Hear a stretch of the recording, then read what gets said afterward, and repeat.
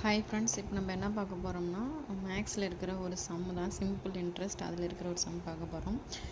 ஒரு குறிப்பிட்ட தொகையானது 15 வருடங்களில் தனி வட்டி மூலம் இரட்டிப்பாக வேண்டுமானால் வட்டி விகிதம் என்னவாக இருக்க வேண்டும் அப்படின்னு கேட்குறாங்க. இதுக்கான ஆன்சர் பார்க்கலாம்.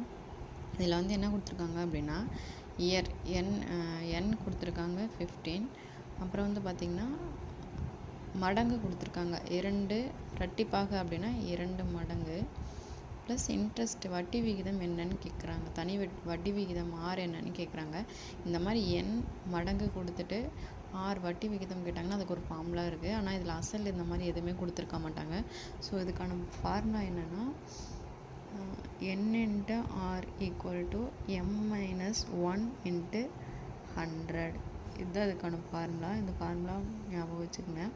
இதே மாதிரி இந்த மாதிரி மடங்கு கொடுக்காம பங்கு 3/5 பங்கு, 2 பங்கு, 3 பங்கு, அந்த மாதிரி பங்குன்னு கேட்டாங்கன்னா அதுக்கு ஒரு ஃபார்முலா இருக்குது. n × r = q × 100. இந்த மாதிரி 2 ஃபார்முலா இருக்குது. ஸோ இப்போ இங்கே என்ன கொடுத்துருக்காங்க அப்படின்னு பார்த்தீங்கன்னா இரட்டிப்பாக அப்படிங்கிற மாதிரி கொடுத்துருக்காங்க. இரட்டிப்பாக அப்படின்னா மடங்கு. ஸோ மடங்கு கொடுத்துருக்காங்க. நம்ம இந்த ஃபஸ்ட் ஃபார்முலா தான் யூஸ் பண்ணோம். இதில் என்னென்னு கொடுத்துருக்காங்க எண்ணெய் வந்து என்ன 15 = ஆர் தெரியாது, ஆறு தான் கேட்குறாங்க. ஆர் × மடங்கு. இங்கே எம் அப்படின்னா மடங்கு. என்னென்னு கொடுத்துருக்காங்க இரட்டிப்பாக அப்படின்னா 2 மடங்கு. இப்போது எம் என்ன 2 - 1 × 100.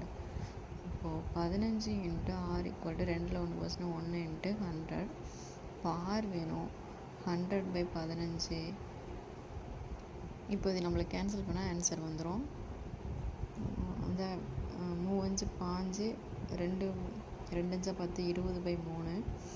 இதில் 20ல் எத்தனை 3 இருக்குன்னு பார்த்தீங்கன்னா 6 3 18, மீதி 2/3. ஆன்சர் வந்து பார்த்திங்கன்னா 6 2/3%. தேங்க்யூ.